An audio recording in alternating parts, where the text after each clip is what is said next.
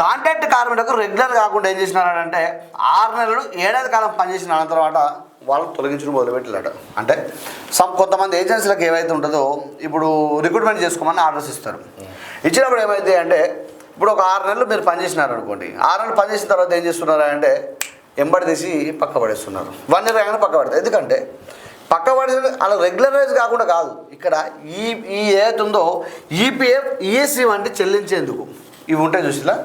ఇప్పటికి కూడా చాలా జిల్లాలలో ఇదే జరుగుతూ ఉంటుంది. వాళ్ళకు కనీసం ఈపీ కట్ అవుతూ ఉంటాయి, పిఎఫ్లు కట్ అవుతూ ఉంటాయి, తర్వాత ఈఎస్ఐ కట్ అవుతుంది. ఎందుకంటే ఈఎస్ఐ ఏంటంటే హాస్పిటల్కి ఏమైనా అతను ఆ భద్రత ఉద్యోగ భద్రత కోసం 10 నెలలు చెల్లించాల్సి ఉంటుంది. చెల్లించినప్పుడు ఆ అతనికి కుటుంబ సభ్యులకు ఏమైనా అయితే ఏదైతే హాస్పిటల్స్ మన దగ్గర ఎక్కడ ఉంది, జిల్లాలో ఉందా, కాకినాడలో ఉన్నట్టుంది కదా, ఈఎస్ఐ కాకినాడలో ఉండొచ్చు, హైదరాబాద్లో ఉంటుంది ఈఎస్ఐ ఉంటుంది. హైదరాబాద్ ఫేమస్ ఈఎస్ఐ అంట మనం.